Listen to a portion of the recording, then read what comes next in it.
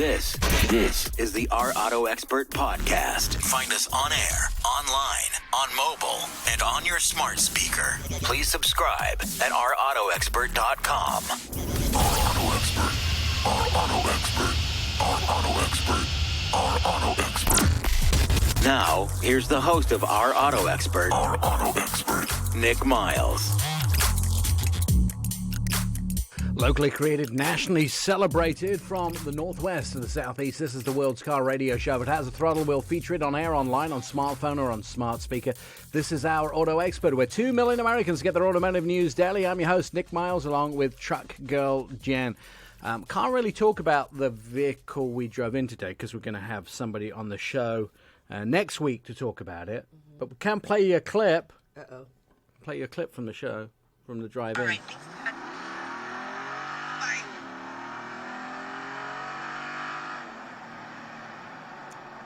That's some serious horsepower. Jen was on the phone to her dad, and she was like, "Oh no, you can't. I'm on the phone to my dad. You can't play that.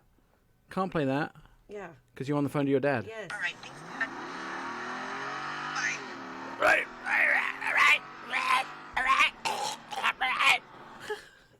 Are you Wasn't okay too bad. over there? No, are you okay over there? That's the question. That was pretty fun, wasn't it? It was a blast. Yeah. I definitely want to get one of these for my sister. $80,000. Well, you know. Here's the fun thing. We pulled out of my house, and we pulled out onto the street where you could do that. I pulled my foot down. She's like, "Why do you stop? See that thing with the flashing lights on in the corner?" Yeah, I didn't want to go sailing past that gentleman there and get myself a ticket. Yeah. So we had to wait until we got it straight away. And then Jen, we pull into Starbucks to get coffee, and Jen goes, "Tell them what you said about them on the radio last week." And she said, "Oh, did you talk about us on the radio?" "Yes, we did. We said we should do burnouts through the Starbucks drive-through." Notice none of them said anything. No, they didn't. Well, they Really you know, didn't they said, comment. "Yeah, you should." And I'm like, "Yeah, I like to be able to come and get my coffee at Starbucks and not do burnouts through your drive-through." Hey, packed show, everybody. The fastest I have ever been, we'll bring this up in a bit, the fastest I have ever been in a car was in a BMW Alpina B7 on the Autobahn in Germany. No, that's not true. Let me rephrase that. The fastest I have ever been when I have been driving was in a BMW B7 Alpena. So there's this company called ALPINA. They're not part of BMW, but what ALPINA do is they take BMWs and they make them super specially delicious. Yes, they're very special. You may be familiar with the M series from BMW. That's kind of their super sporty versions of their BMWs. But when you take the M series and you make it even more luxurious and even more high-level performance, that's when you get the ALPINA. And the ALPINA are like stupid amazing. And we're going to have somebody on to talk about a new ALPINA. Which I am super excited for. Yes. They come in very specific trims, very specific colors, and like, holy goodness, amazing heavenly drives. We talk about that. We're going to talk about the new Armada, which I have. The Nissan Armada, which has got some delicious refreshments. It's very comfortable. It's beautiful. It's comfortable. It got a new interior, got a new front and back, and it's still the flagship for Nissan. We're also going to talk about the Atlas Sport Cross. If you're familiar with the Atlas, so this is the biggest, it's called a mid-size, but it's the biggest SUV that VW make. When I picked this up last night from the airport, the gentleman that gave me the keys to it at the parking lot where I picked it up, "Is that a VW?" "Yes, it is." "Whoa, they look amazing." We're going to find out what, I guess, bells and whistles they have and how they drive. We'll talk about that. We're also going to talk about probably the most luxurious and amazing experience I've had in a Rolls-Royce. We won't talk so much about Ben and Christina Sloss in this interview, but if you're familiar with Ben and Christina Sloss, Christine is an amazing race car driver in her own right. Ben, her husband, is the vice president of Google. And I'll say this, because I'm not going to repeat it so much in the interview, because it's just positioning, shall we say. I asked Ben a question when I went there with Rolls-Royce to drop off his new bespoke Rolls-Royce. And I asked Ben a question, which is probably the most amazing question in my interviewing career that I've ever asked anybody. Nothing to do with cars. But I said to Ben, what keeps you up at night?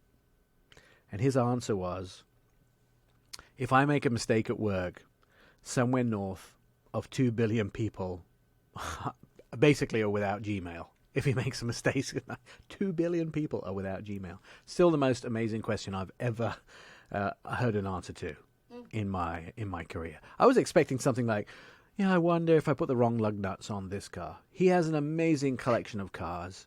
He has just an incredible taste. But this is probably one of the hardest working men I've ever met in my life.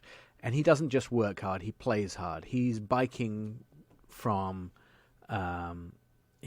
all the way from San Francisco to Boston, I think, this year. He's also doing some incredible motorcycle rides. He likes to relax and enjoy the quiet and calm of his cars. He doesn't go crazy when he's on the racetrack. Your microphone's working. Okay. I can hear it. It's working. I can't hear myself in my headphones. Okay. He's on the racetrack and he's just an incredible guy. Christine is an incredible lady. She has her own emblem. She has a stiletto is her emblem. That's what you're saying. That's exciting. And we'll find out all about their Rolls-Royce. They bespoked it, and they have a beautiful dog, Bailey. Gets hair everywhere, but he's beautiful. We're going to talk about the Easter Jeep Safari. Jim Morrison, who is the VP of Jeep, going to join us to talk about that. Anton's going to be here to talk about some incredible news from the autonomous electric car world. And Earth Day coming up. I'm very annoyed at Earth Day because they ruined my birthday. My birthday is on Earth Day. Earth Day birthday. Okay, that should make your day a little more special, don't you think? No, does it make Earth Day a little more special? No. Why didn't we have Earth Day on St. Patrick's Day? What? But it makes more sense. Green Day, Earth Day. No. Yes. No. March 17th is St. Patrick's Day. It's all about green. Green is all about the earth. See where I'm going with this? Yeah. Yeah, it makes much more sense. Sure. Yeah, sure. Exactly. Why do they have to ruin my birthday and have Earth Day on? Now I have to celebrate with the whole world. I'm just saying, could have chosen a better day. Now I have to share my birthday with other people, which is, honestly, it's a little bit annoying, to be honest. You're going to complain about that? Yes. Think about all those people that were born on Christmas. That's their own fault. They only get one present, probably. Oh, no. If you ever buy one present for somebody who's born on Christmas, that is highly annoying. Anyway, let's get back to the fact that we're going to talk about green cars today. Yes. I'm doing some segments for TV on green cars. There are so many amazing electric vehicles. I can't talk about this, but I can tease about this. Yes. Yesterday, I was in LA at a secret studio location in Hollywood to see a brand new electric vehicle, which is going to be released on the 15th. And when you think, you talk about Tesla vehicles doing 350 miles on a single charge. This is going to kick you in the pants when you find out how far this vehicle can go on a single charge. Your mouth is going to hit the floor when you find out. Yeah. And I can't even tell you what the car is because it's all embargoed until later in the month. Honestly, jawdrop.com. And even get this, it's going to be so incredible. And in 15 minutes, you can get a 150-mile charge on the car on a level 2 charger. I am saying, just shut up. Yeah, but can the average consumer afford this vehicle? Nope. So, no, but this is how it works. The average consumer could not afford a Tesla when they first came out because they were $120,000. But now you can get Teslas for a lot less. I mean, $45,000. They're going down. All these vehicles that you start with highly expensive. Technology is the average consumer couldn't afford a motor car when they first came out. I understand that. So it changes. It's changing in price. I still wouldn't want Alexa? No, Tesla. I know. No, I mean, a lot of people wouldn't want a Tesla, but I'm saying technology filters down to the masses. I can't afford some things that I want. But, you can get a Mark E for $36,000. It's possible. You can get some beautiful things now that we're out of our price range. You couldn't get a keyless fob for your car. It was only available on, like, $100,000 cars at the beginning. Now every car has a keyless fob. Except for mine. Yeah, well, you do have trucks in the 1930s. Oh, I think that was before keys. 80s? Before keys, when you had to crank your truck with a crank. You probably like that better. That would be cool. Yeah. You'd get very tiring at the beginning, wouldn't it? That'd be great exercise. All right, so lots on the show today. Coming up, we're going to talk about the ALPINA B8 Grand Coupe, which is one of the sexiest vehicles out there from BMW's aftermarket, family-friendly company. They have taken a B8. They have put lots of amazing stuff on it to make it one of the sexiest, fastest driving machines out there. And a really packed show. Horsepower, new design, lots of green vehicles. I mean, what more could you possibly want in the show? Plus, East Jeep Safari and Rolls-Royces and technology and green vehicles and VWs and also Nissan. What more could you want? Another show the following week. Yeah. Where do you get that? By the way, if you want to see some of our videos, we also have that 1,400 horsepower Mark E that Von Gittin did. Von Gittin did a whole bunch of drifting on. That's now up on the website. We put that story up, the video. Mike Cotell explains to everybody how they put that together at Ford. There are actually 5 different race car series went to building that. That video's up, plus all of our news stories at ourautoexpert.com. You can read great reviews and listen to multiple versions of this show. It's all there, ourautoexpert.com. You're listening to Our Auto Expert.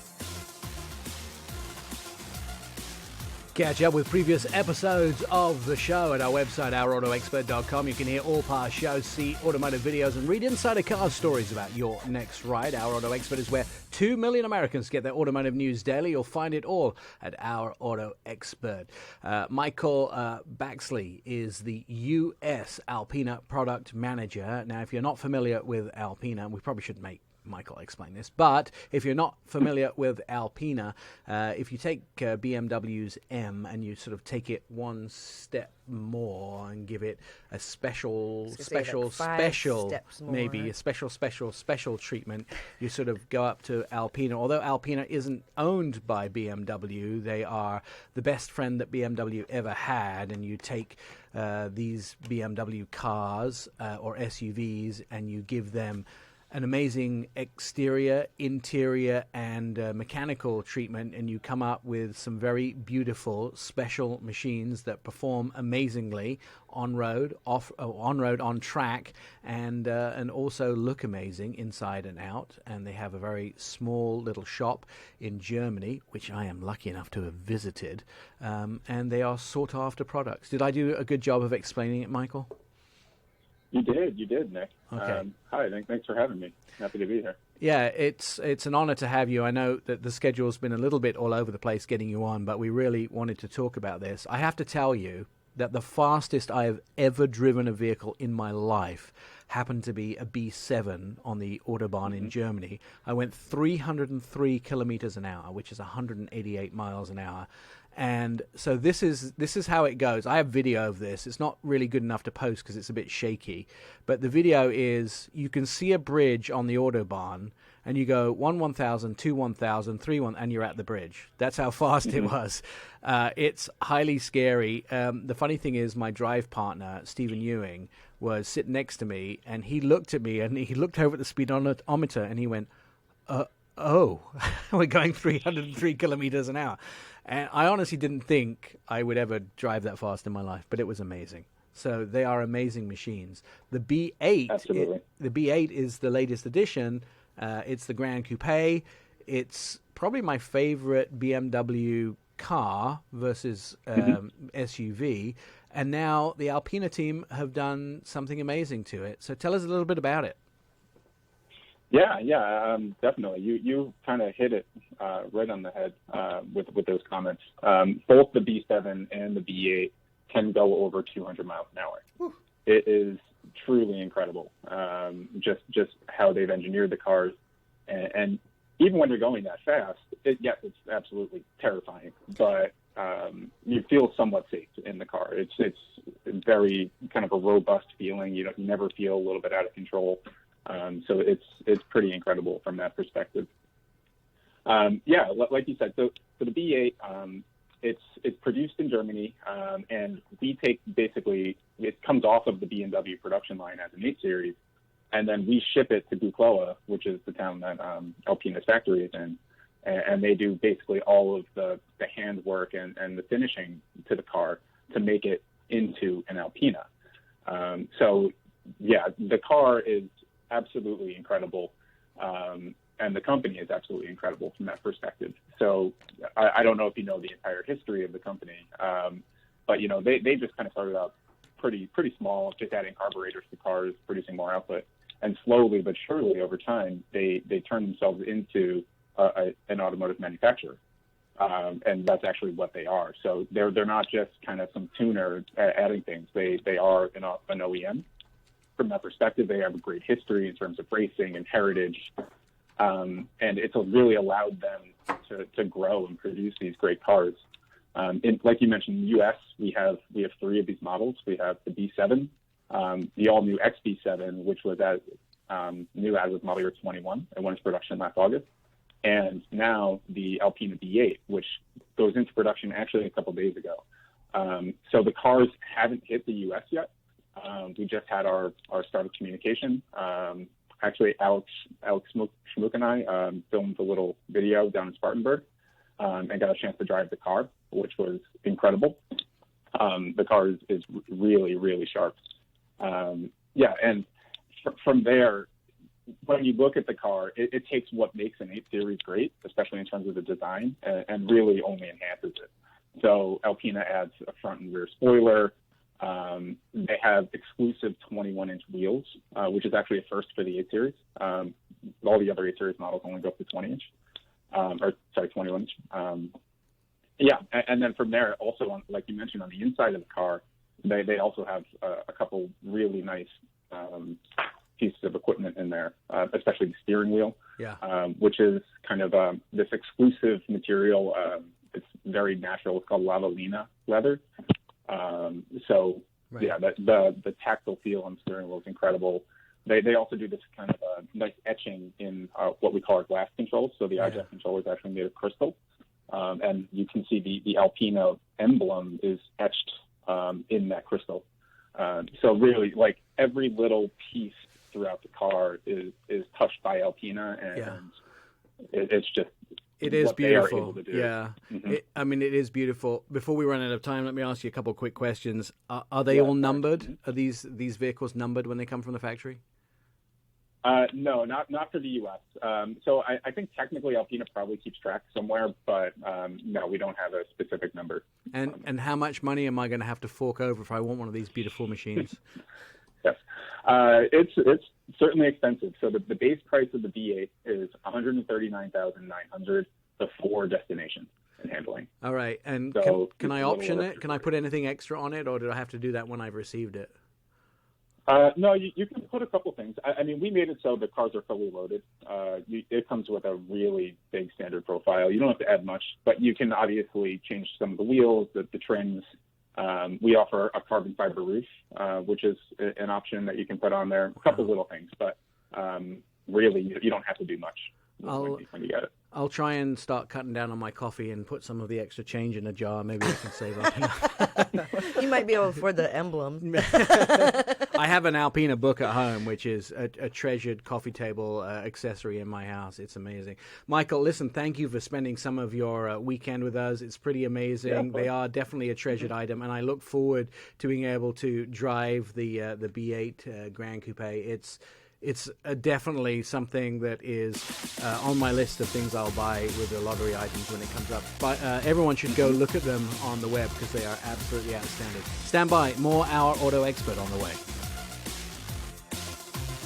You're listening to the Our Auto Expert podcast.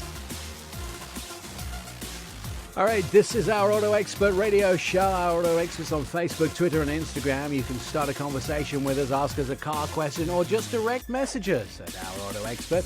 Our Auto Experts, where 2 million Americans get their automotive news daily. Sitting in my parking space right now is a Nissan Armada. It's got a delicious refresh for 2022, a new generation SUV. I'm excited because, aren't you excited too, Jen? What do you mean? I drove it. It's nice. Yeah. Oh, you moved it from parking space That's to parking right. space. I drove That's it. all you needed? Yeah. All right. Just saying. You know, I am so in love with the 360 camera. Yeah, because it's harder for you to park bigger vehicles. Yeah. Would you wish you had a 360 camera in your truck? Yes. Because how many times have you hit stuff in your truck? 0. Really? Yeah. You're an amazing driver. Is that what I'm just hearing? No, I've curbed it a couple times. Clearly need a Nissan Armada. Yeah. Michael Benson is senior planner for Nissan, joining us to talk about the new Nissan Armada. So I got to see it down at the NDA, Nissan Design America, when I was there recently. This is the flagship. Would you call it the flagship of your SUV line, or just the flagship of the Nissan line, Michael? It's the flagship, really, of the Nissan line. And like you said, newly redesigned and refreshed. And you got a lot of new content on this vehicle. So whenever you're ready, I'd be more than happy to run you through it all and yeah, a breakdown of it. So it gets so the new front, when we always sort of get these refreshed vehicles, and when it gets a new front, this is the first time the new Nissan badge has appeared. Is that right? That's correct. So how did So it has the new change? Nissan. How did it I'm change? sorry, go ahead. How did the badge change? What are we seeing differently?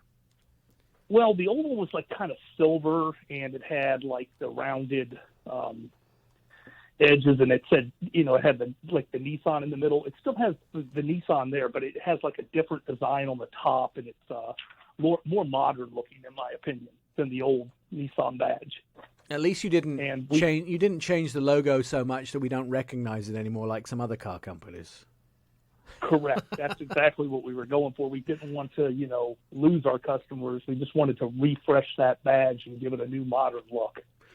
And you still know it's a Nissan, though. Yeah, I was going to say I had to be told the badge had changed because I felt it was fresher, but I didn't realize it had changed enough. So you gave me a fresh feeling, but you didn't, I didn't recognize it as different, which was probably what you were going for.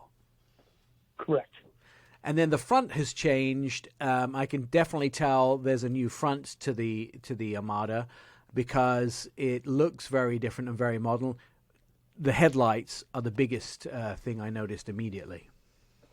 Correct. Those are our signature LED headlamps. We put them on the tail lamps as well, but the idea on the front refresh was that we wanted to give the vehicle a lot more of an aggressive-looking stance from the front. Kind of was more bubbly before, but now it's got more chiseled lines. It's got a more aggressive stance, and that was the idea of refreshing the front end of the vehicle. And we took the honeycomb grade grill out and put in like a slatted grill, and I think that helps add to that aggressive stance look. So we did go out to make the vehicle look different. Even in stationary pictures, you now have this sort of motion-looking grill, so and lights. They almost look like they're being swept backwards. So the vehicle, even when it's standing still, has this sort of motion look to it. Mm-hmm.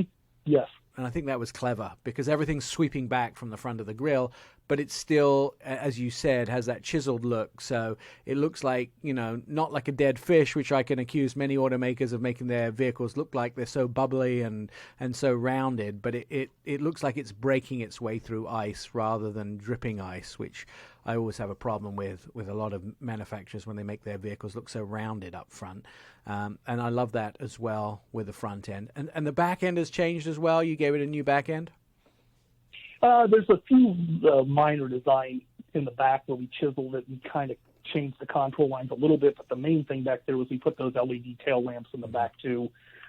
Most of the refresh on the body was to the front end. Right. So that was where most of the redesign on the outside of the vehicle is on the front. And then boom on the inside, a lot of changes. Yeah, that's where the bulk is. Right. So tell us about how you updated the inside. Okay, so basically on the inside, we updated the entire center stack and put a 12.3-inch monitor, the infotainment monitor there, and that's the largest standard screen in class.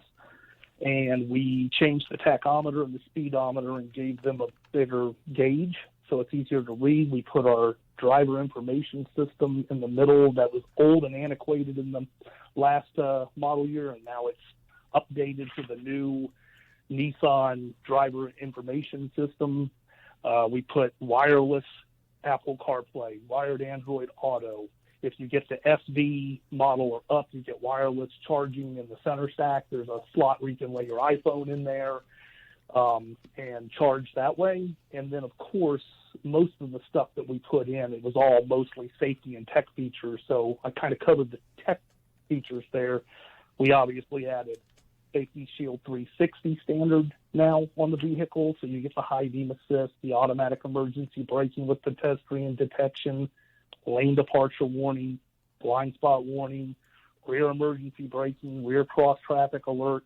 And then on top of that, we put in intelligent forward collision warning, intelligent lane intervention, and intelligent blind spot intervention, as well as driver attention alert.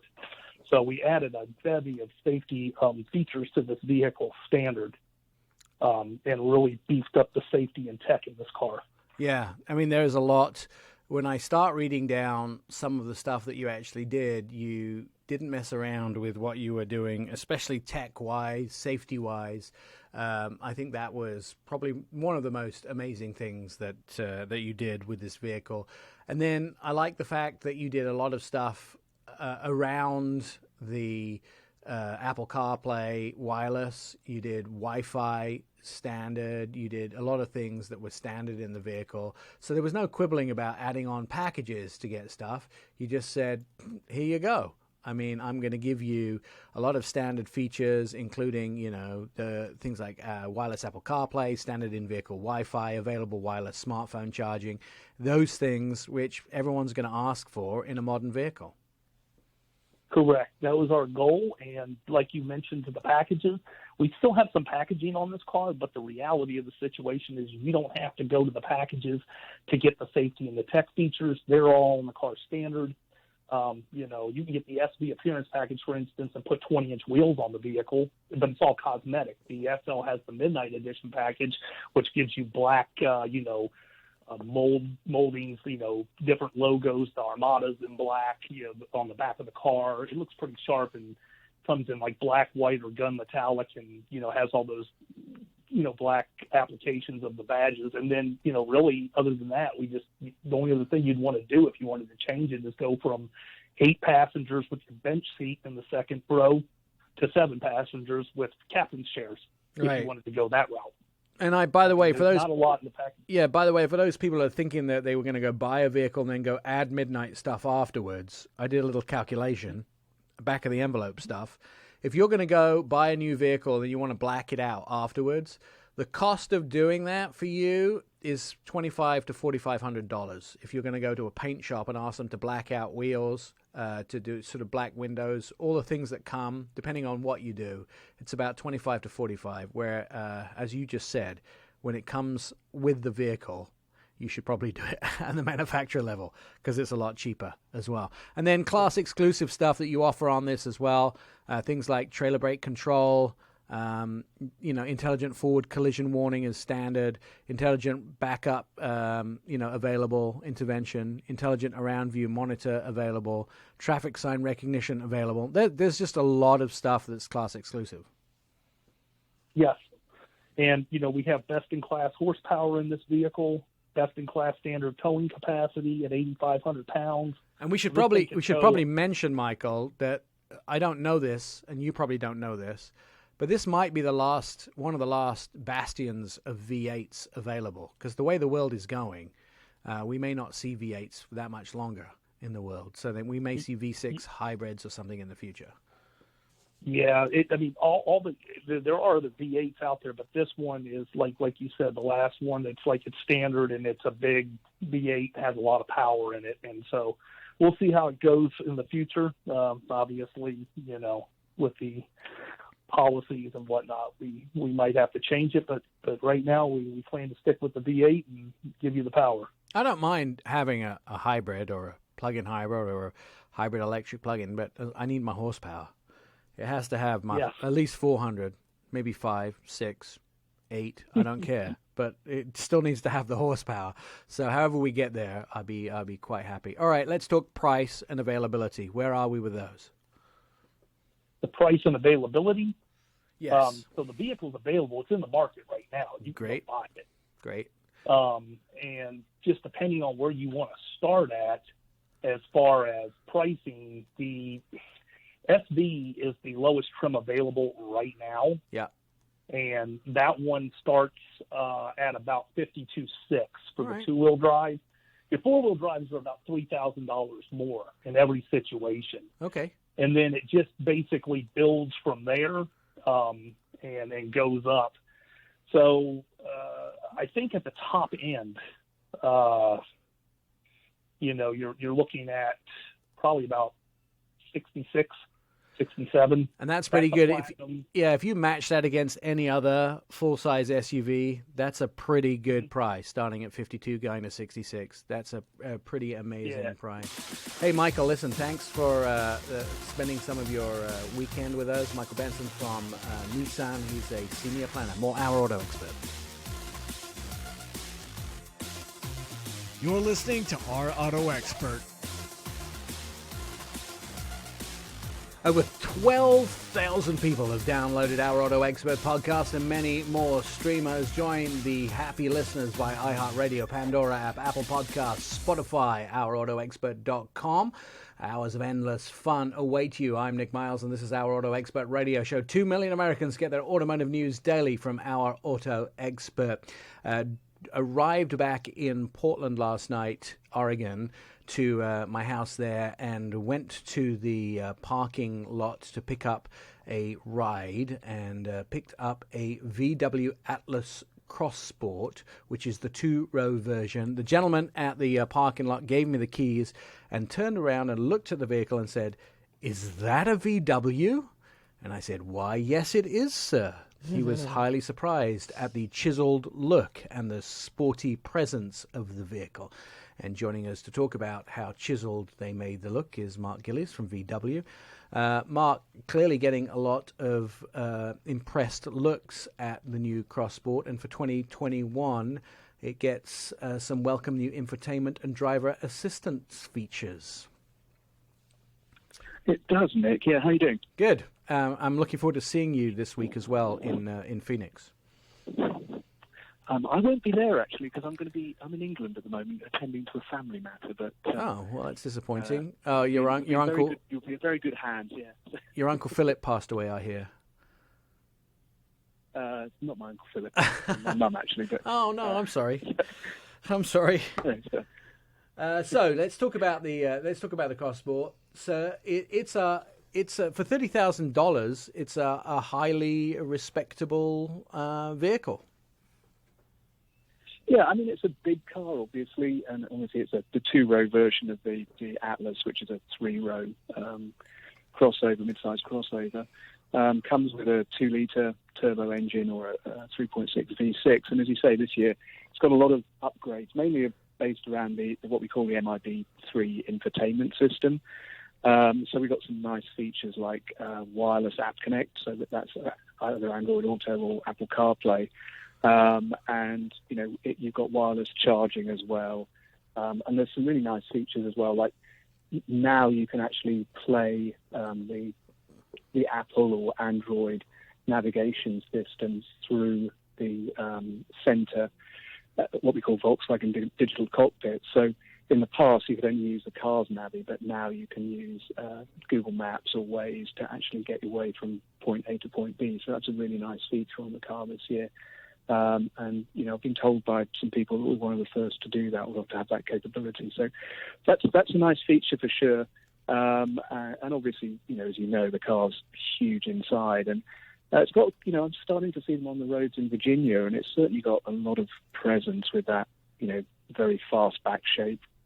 I think one of the things that has been most welcome about it is people tend not to think SUVs can look terribly sexy, and designers have proved them very wrong, because they've given those sort of coupe back ends to SUVs, or more of a coupe back end to SUVs, and more chiseled hips and shoulders, and they made them look so sporty now. And I guess with managing to materials sort of get so advanced every year that you get a better way to package vehicles on the inside, and they find technology improves so much that you can get sound dampening without just putting loads of padding in and those type of things. You manage to find you can utilize smaller spaces and find to get more room out of them. And as technology improves, you can just improve vehicles so much that you can do so much more with the styling space, and that's clearly what you did when you came up with the Crossport. Yeah, no, it's a good looking vehicle. I mean, there's some interchangeability with the actual Atlas. I mean, the front end is very similar, but obviously the silhouette's very different with a much sportier stance, I think, which is a really good thing. And then I think the other thing I didn't mention when we were talking about infotainment, we've got some new driver assist features. So we have a travel assistant, which allows you to basically observe tasks while using minimum force on the wheel.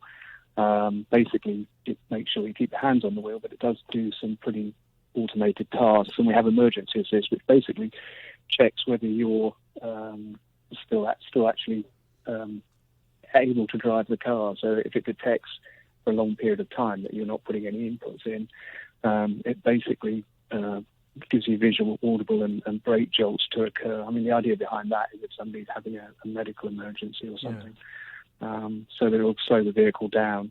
So that's two features we've got in there next year, and it's got a whole raft of all of these driver assist features that we now put under a sort of name called IQ Drive, which kind of indicates the level 2 ready features that the vehicles now have.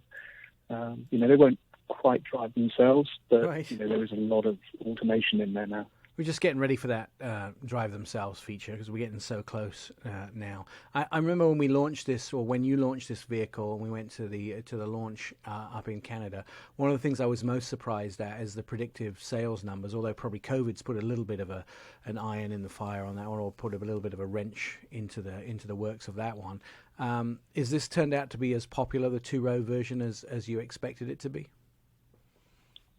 Last month, I mean, we're giving quarterly sales figures now, but last month we had a mega month for the Atlas and the Crossport. And, I think what's happened with the Atlas is it's now been in the market for over 3 years.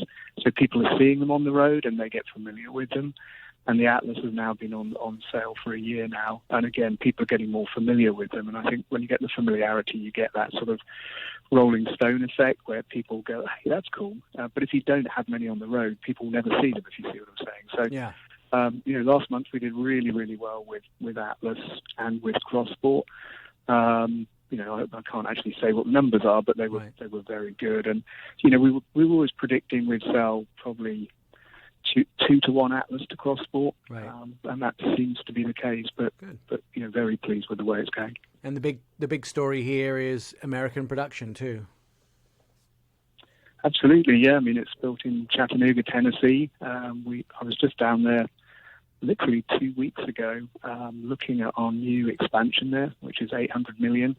About 1,000 new jobs for when we start building the ID4 electric vehicle there, right. And it's pretty impressive. It's interesting when you go to a factory that's sort of just starting up, or a part of a factory that's starting up, and you see what a lot of money looks like. There's a lot of robots, there's a battery building facility, and obviously a new line for the vehicle. So it's very impressive down there now. It's a pretty impressive facility. All right. Tell us the starting price of the Crossport. Crossport starts at $38,550 before destination, and that's with a 2-litre 4-cylinder model. So obviously it goes up to late 40s when you're absolutely fully equipped with all-wheel drive and SEL Premium. But, we think, sweet spot for all these cars are kind of around the SE with tech, which is high 30s, which I think is where a lot of these mid-sized SUVs are transacting these days. Absolutely perfect. Mark Gilles, thank you so much for joining us. Condolences on your trip to England. I'm sorry that you had to do that, but it's always great to have you on the show. Stand by. There is more Our Auto Expert on the way. You're listening to the Our Auto Expert podcast. Locally created, nationally celebrated from the northwest to the southeast, this is the world's car radio show. If it has a throttle, we'll feature it on air, online, on smartphone, and on smart speaker. This is where 2 million Americans get their automotive news daily. I'm your host, Nick Miles, along with truck girl Jen, who spent most of the show either shopping for houses in Sharon, Pennsylvania, or building her Rolls-Royce Cullinan. No, it wasn't a Cullinan. It was the Dawn. Oh, you were building the Dawn? I'm in love with the Dawn. Are you? Yeah. Good. Yeah. Yeah. How are you going to pay for the Dawn? Do they make 30-year loans? I'm sure you have to go talk to your bank. 30-year? Well, it's as much as a house, so yeah, I'd have to go that. Dear, who do you bank with?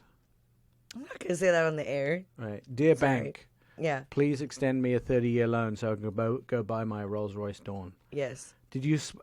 Well, let's, first of all, before we get into that, joining us is Elizabeth Williams from Rolls-Royce. Hi, Elizabeth, how are you? I'm good. How are you doing, Nick and Jen? Do you know you have Jen hooked, right? Most of the show, she's been bespoking her Rolls-Royce Dawn. I have. Wonderful. I can't wait to see it. Tell Elizabeth what you chose for your Dawn. Galileo blue. Okay. With black leather and the same blue trim, like piping and anyways. It doesn't really matter. You can tell that Jen lives in a cold climate because I can't imagine having a black interior in the sun. Oh. It's beautiful. Well, and then it got cooling and heating seats and massage seats and. Of course, yeah. Right? So you'll be perfectly comfortable. Yeah. In your Dawn, even in the colder weather. See, exactly. 2-inch lamb's wool carpet as standard. Yes. Of course. Did you have a black Spirit of Ecstasy Yes, I did. milled out of a single piece of carbon? Yes, I did. I picked that too. And any other features? Oh, there's lots of features. Are you kidding me? You No, could but sit here all day. Bespoke features. The sky's the limit for you. Yeah, exactly. Now you just have to pay for it. That's the problem. How's your financing department, Elizabeth? I'm sure they'd be happy to try to work with you. There you go. You sure they would? Oh, okay. Wait. Yeah, like you make so much more than me. No, I'm Nick. just saying. But I'm not shopping for a Cullinan. Well, not the Dawn. Oh, the Dawn, sorry. No, I'm shopping for a Cullinan. Okay, well, yours is more expensive. Maybe. Recently, Elizabeth invited me down to Northern California to observe as Rolls-Royce delivered a bespoke Cullinan to Ben and Christina Sloss. That's amazing. And they are great purveyors of cars. They don't like to call themselves collectors because they're not car collectors. What is Ben and Christine? What do they call themselves, Elizabeth? They prefer car enthusiasts, and Yes. they love to be in each and every car that they own, Yes. and drive them and take them out on vacations or tracks, or just drive them to the office every day. Because car collectors, I think when you say car collectors to both of them, they presume they're somebody that is a musty, dusty person who has a big garage and they collect dust and blah, blah, blah, blah, blah, blah. They don't like that kind of image, do they? No, they love to have, they love to enjoy them, and which is wonderful to see, as they should be enjoyed. Yes, and I think that's great. That's a good idea. I think Ben said it the best when we were chatting casually in their front yard. He said when they don't drive vehicles, they get rid of them. That's the idea, right? And so, Exactly. Yeah, well, they sell them. If you don't drive them, what's the point of owning them? Which is, I think, a very adult way of putting things. I'm more of a child. I want all the toys. Even if I don't play with them, I just want to own them. If the fuller the toy box, the more powerful I feel I am. Do they have a couple collectors, though? Like a couple Nope. pieces? They don't do that. They don't. They don't. If it doesn't get driven, they don't want it. Okay. Correct. That's- Yeah, and which is great. Especially with something like the Cullinan, which is really now made to be that daily driver and being able to take it anywhere and, have it for both the special occasions and for just, a Thursday afternoon drive. Now I think about it, Elizabeth, they are probably the most grown-up people I've ever met in my life. Aren't they?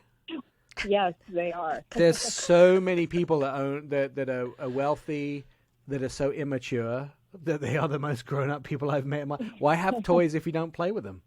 That's right. Yeah. Okay. And plus, something else that strikes me as being very grown-up, which both Ben and Christina are, is that they get out on the road with these vehicles that have, well over 500 horsepower, and they don't speed. They don't race. They both say that, and Christine is such an amazing race car driver in her own right. I've never ridden with either of them, by the way, but I hear that they are such amazing race car drivers, both of them in their own right, and cyclists and motorcycle riders, but they don't speed because the time that they spend on the road is the time to chillax. They listen to music, they relax, they shut the world away, and they just have a good time going places. If it's to Yellowstone in their new Cullinan, or if it's cycling, it's just a time to do it and not to shut the world away and to be in their own heads, which I think is that's probably more adult than I've ever heard anybody be, by the way. Yes, it is rare, but it's the perfect opportunity really to have that decompression moment. With Rolls-Royce being so quiet, they own both a Cullinan as well as a few Dons, and they love both of them for different reasons. And obviously, the great thing is you can kind of have different flavors, depending on your mood and what you're looking for. And then, see, this is turning into how mature they are. They didn't, they don't demand that the vehicle, they have a color theme for all of their vehicles. So everything is blue and yellow. And the story behind that, and do you mind if I tell this, Elizabeth? Sure. So the story behind this is very, very adult. When they were first together, I believe, in 2012, they wanted to do something for charity. And it was shortly after the earthquake had happened in Italy, in Modena. And so they were bidding to try and help out the earthquake in Italy on a Ferrari, which was for sale from the Ferrari factory. And they bid on the car trying to help the earthquake victims. Right. And so they bid on this Ferrari, and astonishingly enough, they won it. And their cars were actually in yellow. So they owned cars in yellow between them. And so they decided to order a yellow one because they won it. Surprisingly, they won it. And the head of Ferrari came back and said, why don't you, traditionally when we build a yellow one, we build it yellow and black with black accents. But since the flag of Modena is yellow and blue, do you mind if we do it in yellow and blue to support the people of Modena? And they said, we would love to do that. Oh, that's cool. And ever since then, all of their vehicles have been yellow and blue in reverence to that very event. But in pure maturity that they have, they don't demand a specific yellow and blue. Oh, that's cool. They ask for the company's opinion on the best yellows and blues that go together. So the yellow and blue of their Cullinan was the yellow and blue chosen by Rolls-Royce and presented to them as what they felt the best yellow and blue together. So And Elizabeth Rolls-Royce has so many different colors too to pick from. So Elizabeth, mainly a very deep blue that Rolls-Royce presented to them, which they agreed to. But what are the colors, Elizabeth? Correct. So, and the interesting thing is they actually have two yellow and blue vehicles from us, and they're done very differently. Yeah. The Dawn, which is much more, has much more features of yellow and, very bright and vibrant. And really, they decided with the Cullinan, they loved the dark look of a Black Badge Cullinan. And with trying to keep it with the blue and yellow theme, they ended up painting the vehicle primarily in what they call Pikes blue, which is a color that was developed with our bespoke department for them. And, Ben and Christine signed off on it, which is absolutely beautiful. It's very, very dark, almost, in certain lights could look black, and then has a very small, vivid flashes of forged yellow. throughout the vehicle, much more heavily inside, but just with that simple coach line on the outside, as well as the brake calipers to really just really still play with that darker, edgier side of the Black Badge Cullinan compared to other vehicles. Yeah, it's an amazing car. It has Christine's stiletto race car symbol, or their awesome. stiletto race car symbol Yes. on the inside of the doors. It has an amazing piping on the interior. It has some gorgeous features throughout the vehicle, and it even has the hand stitching. Yes, hand stitching. It even has that beautiful carpet on the inside, the lambswool. Did she pick any of the stars on the ceiling or anything like that? Did she do that? I don't remember the ceiling. What does it have on the ceiling, Elizabeth? It does have the Starlight headliner, Oh, but yeah. it is, so it has the Shooting Star Starlight headliner in there. That Which is so absolutely amazing. Amazing.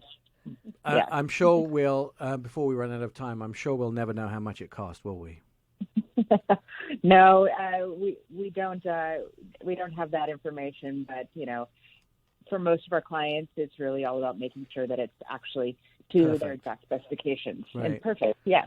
If you want to see the car, you can go to our website, ourautoexpert.com. We have the video up there of the day that the car was delivered, thanks to Rolls-Royce. And if you'd like to bespoke out your vehicle anywhere from, I'm sure, the low 300,000s and up, depending on what the Rolls-Royce is, the team at Goodwood, at the home of Rolls-Royce in England, Elizabeth, Jerry from Rolls-Royce, would be more than happy to assist you in walking you through the processes. You could even have your monogram on the inside of the door. Yeah. I mean, they'd host you at Goodwood if you were happy to go to England when COVID is not a pain in our nostrils. You could go over there and bespoke your own vehicle. Elizabeth, thank you for spending some time with us. More coming up on Our Auto Expert, but not quite as bespoke as that vehicle. You're listening to Our Auto Expert. Catch up with previous episodes of the show, our website, ourautoexpert.com. You can hear all past shows. You can read automotive stories and see insider videos all about your next ride. Our Auto Experts, where 2 million Americans get their automotive news daily. You'll find it all at ourautoexpert.com. Easter Jeep Safari is really the beginning of spring. It happens every single year, and Jeep take out their latest concepts and the suggestion of new vehicles that may be on their way from Jeep. Joining us is the head of Jeep, Jim Morrison, on the phone. Jim, happy spring. I guess it's officially begun since Easter Jeep Safari has happened, right? Nick, that is so true. It is the official, start to spring. I mean, at Jeep, we love winter too because we get to show off a little bit of our capability in the snow. But I have to tell you, there's nothing like getting together with another 15 or 20,000 of your favorite Jeep enthusiasts out of Moab and wheeling through the rocks and having a little bit of fun, with Jeeps. Now, we will talk about this next week when you join us, but I want to play you a quick 7-second clip. This is what happened on the way into the studio today. All right.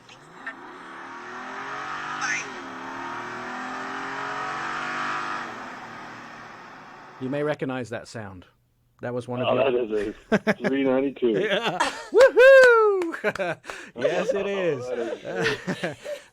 We'll talk about that next week. However, let's get on to Easter Jeep Safari vehicles. I did notice, first of all, there's 3 of these I really want to own. At least 3 of these I really want to own. Only 3? Yeah, well, definitely 3 I want to own. I did notice everything this year was based on the Wrangler. Yeah, well, we did have one with the Gladiator too. We had the Red Bear was based on an EcoDiesel Gladiator. So oh yeah, okay. It was a one of those two. But yeah, next year it was all about different powertrains and Magneto, I think, was a star of the show with the electric, but we also had the EcoDiesel as well. I want the Magneto, by the way. I think that to me is really exciting. Electric is, of course, where everybody's eyes are turning right now. We love the Jeep capability, and 4xe is obviously the beginning of the next generation. Really excited to drive that in Austin coming up. But Magneto is probably the next chapter of the story waiting to unveil. But also the far out concept, I mean, that looks exciting. Where can we take our adventures and stay overnight? That looks fun. Yeah, it's amazing. You know, that's the best thing about our concepts is, you know, we get to dream a little bit, you know, as we're putting these things together, and most importantly, then we get to go out and actually, you know, wheel these things in the real world and have our customers weigh in and tell us what they think about them. And you know, there's been a lot of Easter Jeep Safari concepts that have made it into production in the past, and I'm sure this year's, you know, concepts will be no different when we look down the road and look back at you know, what we pulled off this year at Easter Jeep. I think if we'd paid more attention, we should have known the Gladiator was coming maybe 5 or 6 years before it actually arrived, because a lot of the Easter Jeep Safari vehicles that Mark Allen had been working on, even if they were older Jeeps, were trucks. And every year he'd been producing some kind of truck or other. And before Gladiator was even announced, we had sort of seen these trucks showing up constantly, from old trucks to new ideas, and then, hey presto, there's the Gladiator eventually. So Easter Jeep Safari is definitely a suggestion of what Jeep might be doing in the future. So pay attention, people. If you want to, you don't have to go ask Jim Morrison or Mark Allen what's coming. Just go look at Easter Jeep Safari. There's your clues right there. And that means if you go ask Jim or Mark Allen, they're going to say no comment, but just go look at Easter Jeep Safari. All the secrets are revealed in that. It is. The Jeep, the beach concept definitely looks like it should be something in Southern California. Mm-hmm. Oh, it fits right in, you know, with Southern California. I think, you know, it just glowed, you know, in the red rocks, and it was really, really a neat vehicle. I mean, in the 1960s, you know, that Commando, you know, I mean, if you think about it, that was the luxury Jeep, you know, of its day, built off of, you know, the CJ roots, but it actually had, you know, doors and these crazy thing called windows. It actually had air conditioning, you know, and a radio. So, right. You know, it was really pushing the limits, you know, back in 1968. So it's great to throw that in. We had a lot of fun with that tuned 2-liter. And we had a lot of eyes on. I bet on you did. Sure. No, I bet you did. I almost thought your top dog concept was my animal rescue rig ready to go. Well, you know, it is. It's pretty close. You know, we'll take the bikes out, throw the a dog kennel in the back, and we're ready. And we'll be all set. Right. Which was your favorite, Jim? You know, it's got to be. It started out kind of a two-part story. It started out with the Red Bear, because, you know, the 37s or 90 to 91 to 1 crawl ratio with Red Bear just gobs the torque. It was a lot of fun to wheel. Yeah. But I fell in love with Magneto because it's race. You know, it's basically a 4xe. You know, kind of taken to the next level with all battery electric, and I've really come to like the 4xe and how it drives. Got one sitting in my driveway with 35s and a winch, and can't wait to wheel that tomorrow, even some more. But the Magneto was just amazing. It was a pure Jeep first. I mean, it was very capable. Right. You know, put the power to the ground instantly, and does so like the 4xe, whisper quiet when it's an all electric mode. But of course, this is a total BEV, so it was taking it to the next extreme for electric and Jeep. I'm so excited about 4B, and I'm so excited about what might come out of the Magneto. Last question before we run up against the news. You got a busy year, lots more vehicles on their way. I think another 5 announcements at least to come this year. Yes, you know, we're right around the corner, and we'll be talking about 4xe, and then you know, I think a couple of weeks with you in Texas. And then we've got the new Grand Cherokee in 3-row form. Then we've got new Grand Wagoneer, and then behind that we've got a new 2-row Grand Cherokee and our electric Grand Cherokee that we're bringing to market. So it's no rest for the wicked here at Jeep. Whew, well, good luck, and I think you have crowning glory. There is a lot of great vehicles out there, but you definitely have a lot more on the way. Jim Morrison, the head of Jeep, thank you so much. More Our Auto Expert on the way, too. You're listening to the Our Auto Expert podcast. This is Our Auto Expert radio show on Facebook, Twitter, and Instagram. You can start a conversation with us, ask us a car question. Just direct messages at Our Auto Expert, where 2 million Americans get their automotive news daily. Electric cars, all the rage right now. A lot of people coming out with their electric cars. In fact, there's going to be 100 electric cars on sale in the next 12 months. I'm pretty excited about that. There is going to be so many different brands. I'm still waiting. If you asked me to design my perfect electric vehicle, if you asked me to design it, I would say it would have a Hemi V8 power out of an electric vehicle, but also have a gas engine on board so it could be charged. It could charge that electric, just in case, we ran out of power or there was no electricity available. That would be, I think that would be my perfect vehicle. That would be my perfect one. So it would have electric, it would run on totally electric, but just in case we had no electricity, I would have gas as well. A or maybe V8? even diesel. Well, it would have the Or power are of you V8. talking like a 1.2? No, it would have a generator on board that could charge the electricity just in case we ran out. Well, that's that sounds like a Jeep thing. You might as well get with Jim. Yeah, but wait. It has to have a generator that would charge electricity. If the lights went out everywhere, that would be my perfect idea of a vehicle. Well, they have It was concepts all the time. It would be much like the Volt was, which had a gas generator on board that could charge the electric motor. It'd be much like that. That'd be exciting. Yeah, you sound like you're excited about it. Just imagine the power of a Hemi V8. So, I look at some of these vehicles that are coming out, and they have ridiculous horsepower. What's wrong with that? No, but some of these electric vehicles have ridiculous horsepower. Yeah, and I said, what's wrong with like that? 110 horsepower. Oh, yeah. Yeah, but that's amazing. Yeah. When you go to 0 to 60 in these, sometimes you can't even control the car. I almost lose control of the car because it's so powerful in an electric car. I like to, it's like everybody in America. I like to know I have the available horsepower, but I just very rarely use it. Just like to know it's there. Yep.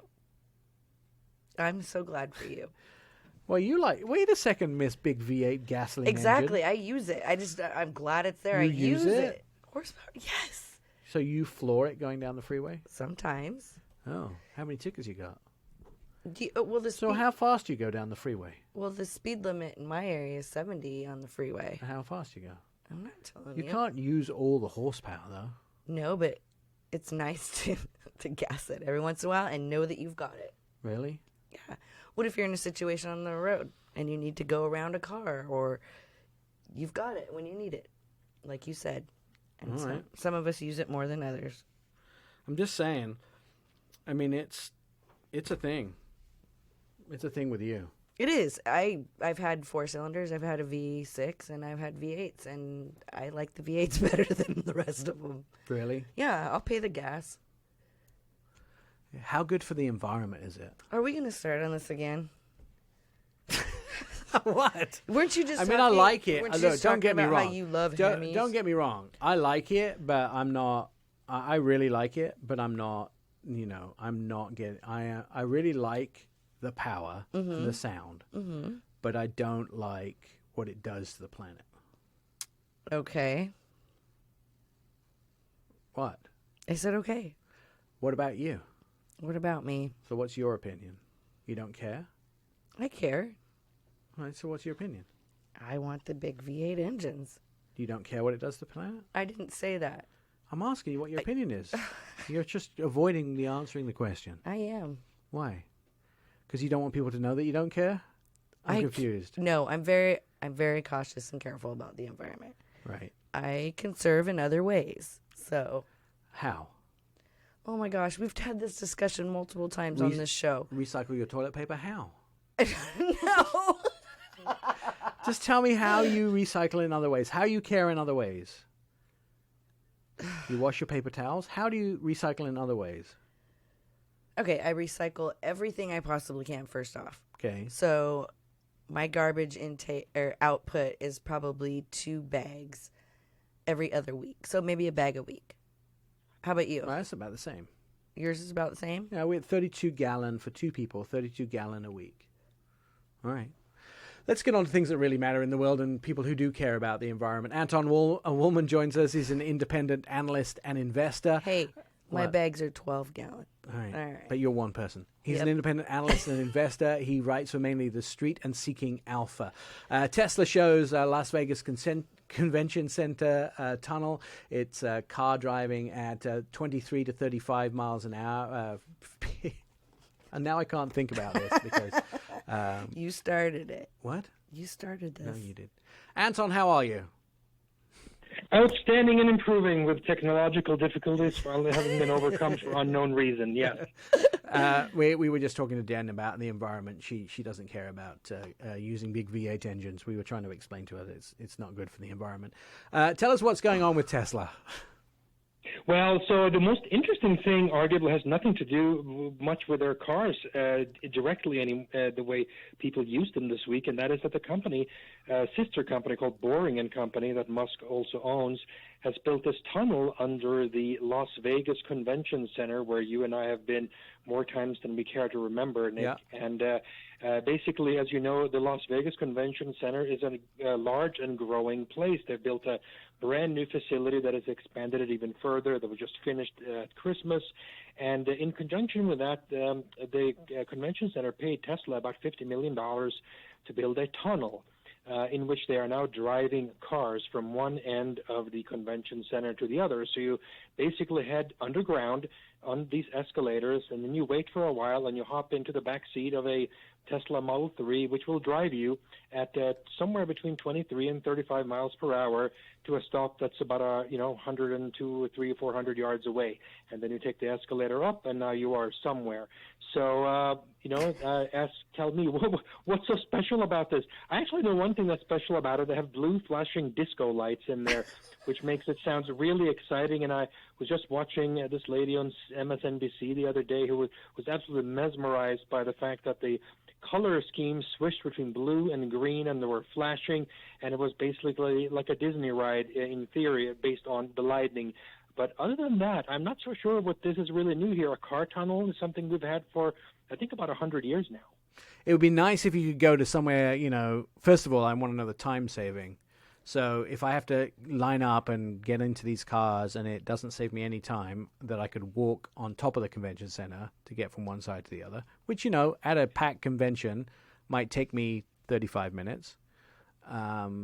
So if we know, Nick, what it takes to take those escalators up to the monorail that goes by the Las Vegas Convention Center. Yeah. And you stand there waiting for that monorail, could take 15, 20 minutes or more. Yeah. So this won't be any better because it'll be underground. If you had just taken one of those moving walkways that we have at most airports from ThyssenKrupp or equivalent, they can transport about 12,000 people per minute in both directions, and you don't have to wait anywhere to go any place. And here you're going a grand total from point A to point B, 0.8 miles, and it's going to take you a pretty long time. So I'm just scratching my head here. It's an amusing thing, but it's basically just a little arcade underground as far as I can see. If they went to like the Mandalay Bay or Circus or Old Town, if they went a little further, I could get it.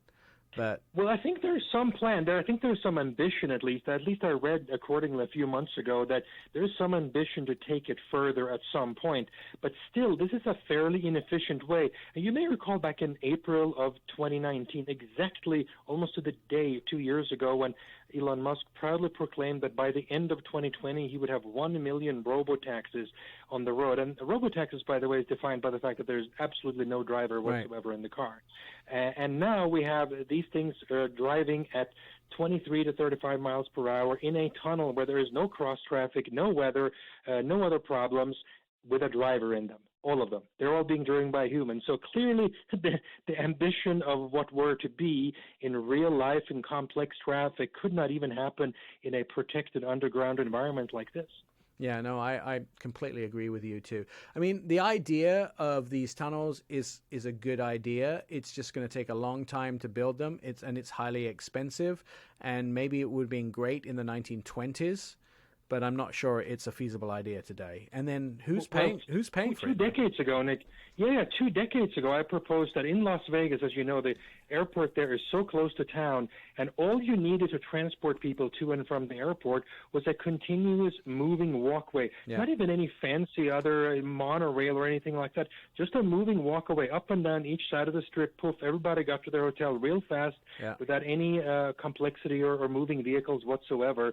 And that would have been the simplest thing. And this essentially is going to try to sort of kind of mimic that, but in a far more costly and complex manner, which is a bit of a head-scratcher, if you ask me. Plus, yeah, I mean, even in the monorail from downtown, you could have done it. I mean, they laid on the monorail from the airport, and they'd had continuous trains every 30 seconds. You probably could have done that. Yeah, the monorail, it's funny, it stops at the MGM, which is the last hotel before the airport. I mean, it's almost comical. You can't make it up. I mean, of course, we all know the reason for this, and that is the cab mafia at the time. I mean, they were like, you cannot take away our ability to charge us for this. So that's why it stopped one stop away, basically at the end of the runway. And, of course, that whole thing has been a joke ever since. And now this thing is kind of at least a bit of a humorous joke. All right. I will also tell you, too, that Vegas used to be fun. And now it's got so busy, it's not fun. Although COVID has changed that a little bit. And expensive. It's gotten really expensive. Although now in COVID, it was a lot cheaper. I think I got offered hotel rooms at like $100 at some of the top hotels. Also, the underground economy is absolutely fantastic there. I mean, just like during Prohibition, 1920 to 33, I mean, the amount of underground nightclubs and bars and whatever have really blossomed during the last year. I mean, it's a really fantastic underground economy there now with all sorts of wonderful entertainment that Anton knows about nightclubs. All right, stand by, Anton. We're going to come back to you after the break. Stand by. You're listening to Our Auto Expert. Over 12,000 people have downloaded our Auto Expert podcast, and many more stream it. Join the happy listeners via iHeartRadio, Pandora, Apple Podcasts, Spotify, and OurAutoExpert.com. Hours of endless fun await you. I'm Nick Miles, and this is Our Auto Expert radio show. 2 million Americans get their automotive news daily from Our Auto Expert. Joining us on the phone, Anton Wallman, independent analyst and investor. You can read the majority of his stuff at The Street and Seeking Alpha. Let's talk about Tesla. Refreshed their Model S, but yet not in production, despite earlier promises of February deliveries. Another flawless promise from Tesla, or are we cold and won't see any of these ever being produced? Anton, what say you? Well, the car's coming out. The funny thing, though, is that in January, Tesla holds their quarterly earnings conference call to the Wall Street audience, in which it reports on its financial results, and that was held in late January. And at that point, Elon Musk said very clearly that the refreshed Model S is now in production. It means that he wasn't talking about the future. He said that it was in production at that time. And then we saw just a little bit over a week ago, Dick, that Tesla actually reported its results for the first quarter, and it showed that zero Model S units had been produced during the quarter. Whether the new version or the old one, there was nothing going on. So one might say that he was not quite telling the truth there in January, that the refreshed Model S was already in production. As of March 31st, not a single one had been produced, and of course then not delivered. Owners, or I should say future to-be owners, have been told that they can expect the first deliveries perhaps by June. But really the biggest offense here is not the delay. Delays do happen, as you know, Nick, for all sorts of car makers, for all sorts of reasons that managements were unable to anticipate, supply shortages, mishaps that happen, various things that go wrong. But when you say that a vehicle is already in production, that is a statement of historical fact, something that has occurred or is alleged to have occurred, not speculation about the future. So I think that's the biggest noteworthy thing about this Model S refresh, is that the CEO said that it was already in production when it obviously wasn't. Is there a possible third story that they started production and something went wrong? Well, I'm sure they'll cover their with some sort of argument here that maybe they were producing some of the components of the vehicle in question or something like that. I don't think the company has made a statement to defend what they said back in January as of yet. All right. Well, again, it's I feel very misled by Elon's statements. In Europe, the first week of April, we have good daily electric car delivery numbers. It's strong in Europe. Well, so what it is that certainly for one vehicle, and that is the Volkswagen ID.4, which is leading the charts in the countries where we get daily data. Remember, this is very early on in the quarter. We have barely a full week's worth of deliveries, but so far the deliveries of battery electric vehicles in Europe this quarter are still kind of on the low side, but Volkswagen leads the group with the ID.4. The bigger picture here, Nick, is that there was a huge amount of deliveries in the very last portion of 2020 as the automakers were trying to fill their quotas. So in November and December in particular, the numbers were completely off the charts. And after that, throughout the entire first quarter and now into early April, most automakers, not all, but most of them, have had very, very low deliveries. But because their quotas have actually gone up in 2021 over 2020, you can be sure that later in 2021, the numbers are again going to grow extremely large. They just haven't quite yet. We heard from Mark Gillies earlier today that Chattanooga plant is now gearing up to get ID.4s ready to go. Is that going to make a big difference to the U.S. number delivery electric vehicles? Oh, absolutely. So that production, pre-production will probably start in a few months, but actual consumer deliveries, as I understand it, are on target for approximately July of next year, July of 2022, from Volkswagen in Chattanooga. And clearly the volumes that are allocated to the U.S. market up until that point are going to be very limited. A few thousand, 5, 6, 7,000 on an annualized basis from Europe, from the factory in Germany. So when the U.S. production gears up here at some point over the next year or so, starting probably in the third quarter of next year, we're going to see those deliveries become quite large from the Volkswagen factory in Chattanooga, Tennessee. It was interesting to see Ford's numbers for the first quarter this year, that 70% of those people getting into the Marquis came from outside the Ford brand. So definitely conquesting people who are not already in the brand. You think the same is going to happen with VW? I think so, because in this stage of the market, Nick, you have to understand that there's limited selection. There are only so many vehicles. So when you usually shop for a vehicle, you look for a very narrow segment, right? You have 15 competitors competing within a couple of inches from each other, literally, in terms of what you're targeting in terms of the product. However, in this stage of the electric market, we only have a very, very few number of cars in the big scheme of things, so you really have to compromise more on size, shape, and of the brand. So people who have not considered a Ford before, and now the Mustang is there, and it's broadly speaking extremely attractive.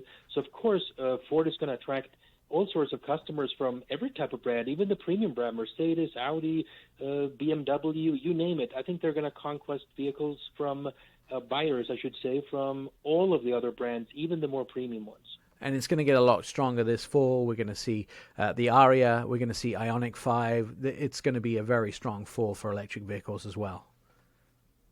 It will. That will, though, over time, maybe not before the end of this calendar year, but within the next year or two, we are going to get all the traditional competitors filling out the various sort of white spaces in terms of what kind of electric cars are available. So over time, the electric car market is going to settle in to look a lot more than the conventional market as we have known it for our entire lifetimes.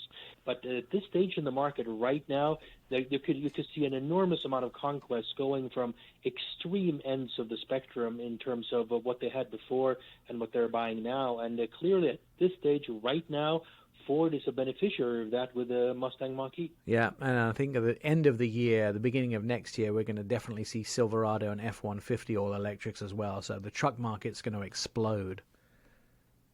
Yeah, clearly the trucks have taken off on a life of its own because you can also do some really original stuff there.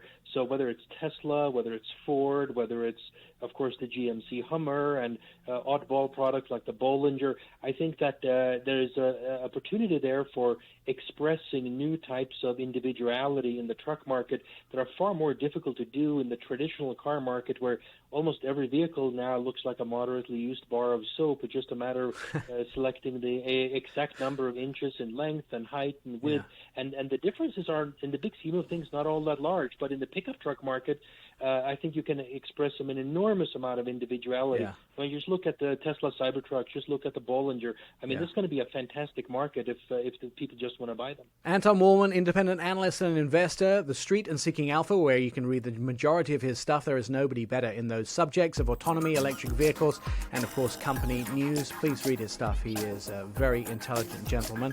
You can read all of our stuff, see our videos, and listen to previous episodes of Our Auto Expert at ourautoexpert.com. Please see us on TV stations around the country, or you can go to the website and watch our Fox Sports show from SEMA. That's recently put up at the website. We'll enjoy having you back on the show this time next week. We enjoy having you as part of our audience. Thank you for listening, and we'll see you next week. You've been listening to Our Auto Expert with Nik Miles. Find all the show episodes at ourautoexpert.com. Please follow us on all social media, Twitter, Facebook, and Instagram at Our Auto Expert, and message us for a quick and witty response.